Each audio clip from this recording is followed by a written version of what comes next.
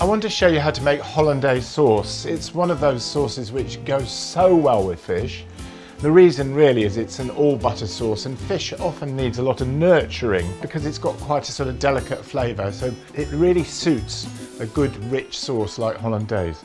Very simple to make with a little bit of a pitfall because like mayonnaise, Hollandaise sauce is an emulsion of eggs and butter, and sometimes the emulsion goes wrong. But the first thing to do with Hollandaise is to clarify the butter. Basically what you do in clarifying butter is melt it and then allow the solids and the liquids in the butter to fall to the bottom. But if you do it at too hot a temperature, the liquid which falls to the bottom will boil and bubble up and you'll get butter all over your kitchen. So you do need to give yourself a bit of time. The normal ratio of Hollandaise sauce is 250 grams of butter to 2 egg yolks. And I stick to that religiously, and the only flavouring I use in my Hollandaise is cayenne pepper, lemon juice and salt.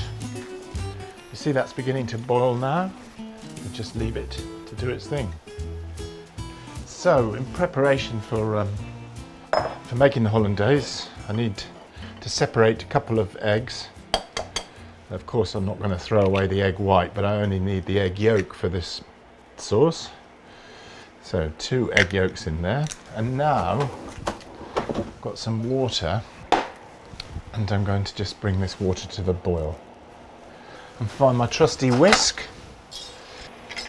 I just need to make what I call a sabayon. I add a little bit of water, about a tablespoon or so of water to the eggs. On with my bowl and start whisking. Do a tiny bit more water there. It's more like 2 tablespoons, shall we say. It's better. And the reason for doing this over water is it's just much more forgiving. You could, I suppose, do it on the direct heat, but you'd have to be so quick and you wouldn't get the same volume of air in the eggs there. Nice egg yolks though. I will stop when you can clearly see the marks of the whisk going through it. I just occasionally just test that with my finger just to make sure it's not getting too hot. So your little finger is very sensitive, and if it is getting too hot, it'll hurt. So that's coming up quite nicely. I might just take the temperature down a little bit just to give myself a bit more safety error, a little bit more margin of error. You can see that's really coming up quite nicely, and you can see the marks of the whisk are beginning to appear there. Another test. Nearly there. There we go. And that's ready to receive the butter. Great. Now then, clarified butter coming on well. I can just season my sabayon with a little bit of lemon juice. Probably about a couple of teaspoons, but I will check the seasoning just at the end. And it depends how, I mean, it's not hot, it's just a residual heat of cayenne. So just a little shake of cayenne into there. And then a good pinch of salt. Okay, let's have a look at this clarified butter now. That's looking pretty good now. I don't know if you can see this, but you don't want that, but most of the solids are now in the bottom, and this is the clarified stuff. So just pouring off the butter now. It doesn't matter if a little bit of the top goes in there. Basically, what I don't want to go in are all the solids in the bottom. And actually, I mean, if you've got old butter, you know, that's starting to smell a bit rancid, if you clarify it, it'll keep forever, just like ghee. And in fact, it's really nice to cook your bacon and eggs in. Now then, I'm not going to make the Hollandaise up immediately because that's a little bit hot, that butter, and the last thing I want to do is, if it's too hot, it'll split the sauce. So we'll just leave that for about another 10 minutes to cool down a bit. It is a complicated sauce, but once you've done it a few times, you take great pride in doing it properly each time. So now it's a bit like making a mayonnaise, but here I've got clarified butter instead of some sort of oil, olive oil or sunflower oil is what I tend to use for making mayonnaise, and of course it's warm. But as with mayonnaise, you start just by adding a little bit of the clarified butter and then gradually build it up as the sauce builds up, as the emulsion builds up. In fact, actually making hollandaise at this stage, if you've got this far and everything's working well, is a lot easier to make than mayonnaise. Because one of the big mistakes that people make with mayonnaise is actually starting to make it when some of the ingredients are too cold.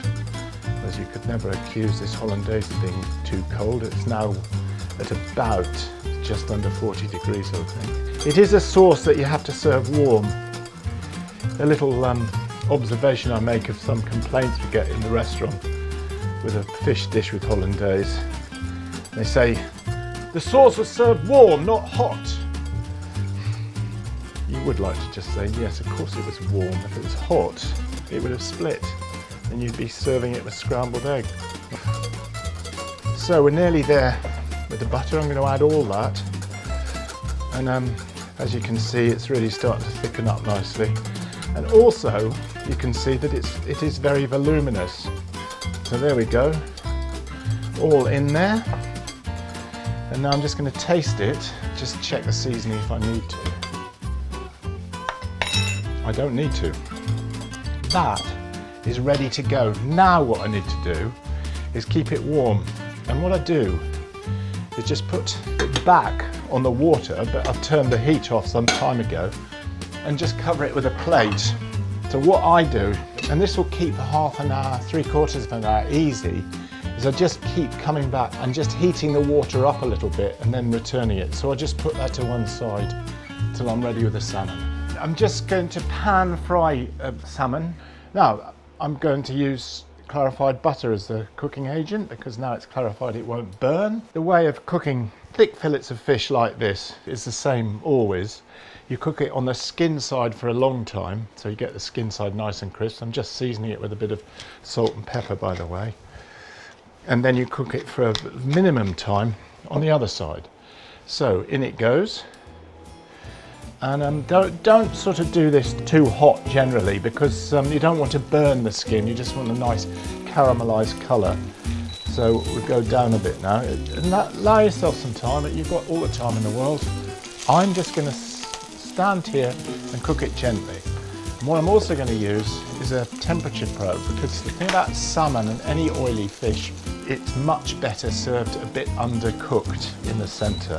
What I'm looking for, I want to serve it where the centre of the salmon is about 60 degrees centigrade. Generally, if you're looking for a rule of thumb about cooking fish, you want to allow about an inch, what's that, 30 millimetres roughly, for every 10 minutes. So this is more than 30 centimetres, so, sorry, 30 millimetres. So this is going to take somewhere like 12 minutes to cook, I should think. So I'm just going to put that in there now.